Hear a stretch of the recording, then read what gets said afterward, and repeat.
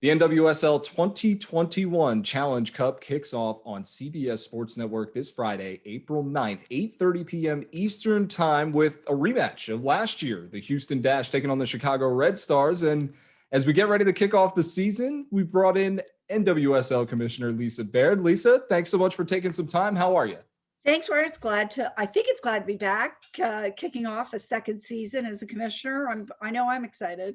Absolutely. And the Challenge Cup format, we saw such success with that for the league last season. And now the opportunity to do it again here in 2021 before going into the regular season slate. Was it the fact that you saw all of the success and the support for the Challenge Cup last year that really enticed you to that format again this year, preceding the regular season?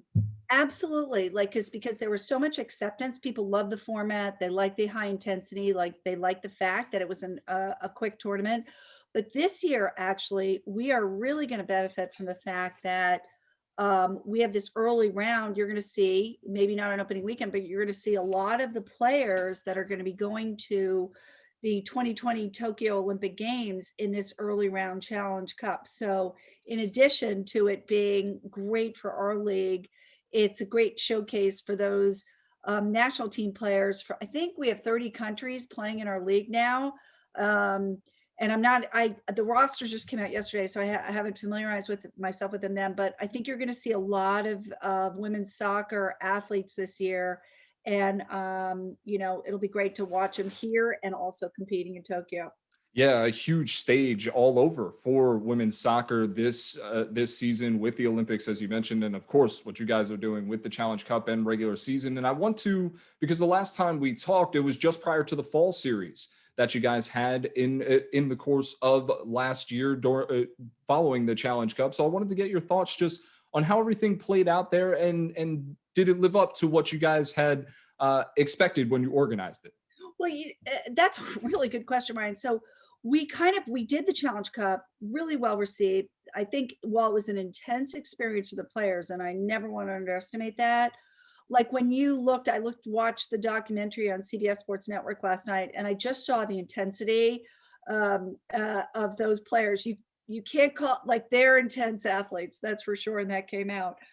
But I think the majority of them wanted to play again. It was an abbreviated season for sure, but a lot of them wanted to play again. And what was great about the fall series is not only were we playing for the Verizon Community Shield, it allowed us to give back a little bit to the community. But what was really exciting is that rookies from last year really got some game time. They got some minutes to play. So what was really interesting as we watched the coverage of the fall series, and particularly our games on CBS Sports Network, is you started to get to know the rookies. Well, now this is their second year. They've got at least a short season under their belt. They had some minutes watched, and now I'm pretty excited with this Challenge Cup presented by Secret to see what these rookies are going to do. So I always love to see the young talent come in and play their first time. So that also makes it pretty exciting. And speaking of rookies, in the team sense, a couple of new teams added to the fold for this year as well. Kansas City coming into the fold along with Racing Louisville FC. And just for fans that are getting ready to see these two franchises get started, just what should they expect from the debuts?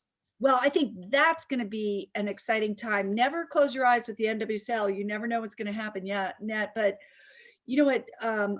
Like obviously, Racing Louisville, we had been working on as an expansion market for a very long time, and that stadium is just gorgeous. The stadium, the training facilities, like I think that America is going to fall in love with Kentucky once again because they're just gracious with grit, and I'm really expecting a lot for their team. But Kansas City, do not underestimate that city because they came in on fire. Their management, their ownership group, Chris and Angie Long, they just had made an immense amount happen as they took over the roster late in the season. And when I saw what Kansas City did to like not only open their hearts, but basically give the athletes the keys to the city. I think, just a few weeks ago on International Women's Day, they turned the city teal. And they're playing for Kansas City, right? And that is a sports town. So we're starting to see an excitement develop um, in the NWSL as these new teams come in. There will be new rivalries formed, and I'm just delighted to be kicking off it with a really big new rivalry this Friday night in the Challenge Cup, presented by Secret, with Chicago Red Stars coming at the Houston Dash. Who knows what that game is going to be like? I know I'm going to be pretty excited. Yeah, that's definitely an exciting one, especially considering all that we saw from those two teams last season in the Oh, Challenge Cup, in the final. Just a tremendous game and a big win for the Houston franchise as well, one that had been searching for that trophy for so long. So as you come into this season, still obviously we're dealing with the COVID pandemic, and you guys have had those health and safety protocols in place for the players. But I do wonder from a fan perspective, because there are some fans being brought back slowly into arenas across sports, and we're starting to see some of the protocols put in place elsewhere. What were those conversations like for you and for the Players Association, everybody involved, in making sure that everything still falls to those strict guidelines and making sure everyone's safe? yeah, strict is exactly the word that we apply to our guidelines in the NWSL. It's something that we and our Players Association take incredibly seriously. And that does apply to the new fan safety protocols. And remember, it's not just for our players and our staff, it's for the fans themselves. We feel such ownership with our fan base. They're part of who we are. So we've been working with each of the teams and also with state and local health officials to make sure that, frankly, we're not only in line with local guidelines, but in some cases we're even beating them. But I will say it is so exciting for me to see fans back in the stadiums.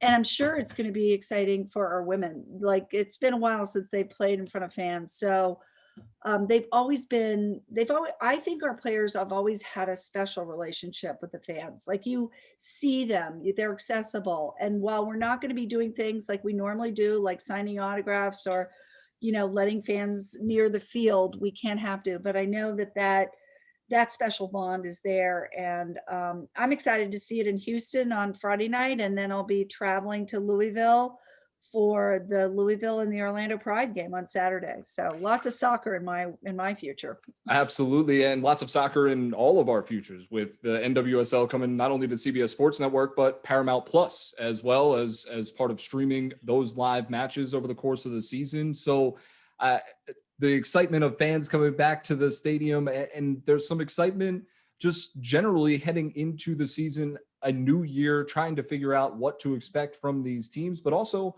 a new look for one of the franchises as well. And Sky Blue FC becoming Gotham FC now. What did you think of the new look? What do you think of the new design? You know what? First of all, I think it's awesome. And the second thing is, there's a lot of things that I see as the commissioner, most things, and my staff is in charge, but the Gotham had been working very closely, very confidentially with the people on my team that are in charge of clearing IP and clearing the copyrights and stuff. And honestly, I don't think even I had seen the final logo before it came out yesterday on Twitter. And so when I saw it and when I saw the fan reaction, and I know that it's always sad for fans to sunset a historical logo. It's always sad. And, that grieving can happen. But when I saw this logo, with the fact it was so strategic, they're welcoming New York, New Jersey. They made New York, New Jersey one. I love the use of the Liberty, the Statue of Liberty, her crown as like an example of welcoming, not only people into America, but into our hearts as fans. And there's just something that is just the right combination of bold strength, a little edginess, but like, just this is an iconic logo. And I'm so thrilled for the players and the ownership. Tammy and Phil and the staff there, they just did a brilliant job. I could not help but go on Twitter yesterday and say, oh, wow, who would have thought? And I hope they're going to welcome a fan from Connecticut into New Jersey, New York every once in a while, because I plan to be at a lot of Gotham's games. Yeah, it's a very sleek design, very cool new logo to it, It's and hip. very excited to see that out on the field this year. So I want to come to a close here with something that was just announced a little bit earlier today, in that the League and Players Association working towards the collective bargaining agreement, something that would be a first for the league in its history. For you as commissioner, you've worked so closely with the Players Association over this last year to make sure that the product was on the field, but also safe for the players to do so that they were getting the opportunity to compete and do so safely. What does it mean to you now to have these talks back and forth and potentially push this across the finish line here in the coming months? Well, I think you've used the word. It is a historic moment. This will be our first collective bargaining agreement. Last year for me, I was a rookie commissioner and I knew I had to kind of get to know the players in a COVID environment where I couldn't really spend time with them. But I spent a lot of time with the PA leadership at that time, Yael Everback and Brooke Elby, a lot of time with the reps as much as I could, mostly on Zoom calls, and as much time as I could with the players. And it is about building trust and a foundation of respect. And I hope that I did my job last year to develop that base with what our ownership and teams did, with continuation of compensation and benefits throughout the season, with the safety protocols, with mounting a tournament that they just absolutely, just did an incredible job with. I can't give them enough credit, but I am excited to be able to go through this. Very happy that Megan Burke has been named their new executive director. That was last week. Don't close your eyes. There's always lots of news from the NWSL, but she's someone that I've gotten to know, and I'm really looking forward to working with her to develop a really beneficial long-term CBA for both the PA and the NWSL. And certainly, I'm sure fans are also looking to see that news come whenever it does here in these coming months. But most importantly, looking forward to kickoff of the Challenge Cup coming up on Friday night. Commissioner Baird, thank you so much for taking some time. Really appreciate it. Enjoy it. We're here. It's the first week of the season. Thank you. And I'll be toasting. I think I'll be having a Budweiser down and in BBVA Stadium somewhere. So fans, it's going to be great to be back with you. Take care.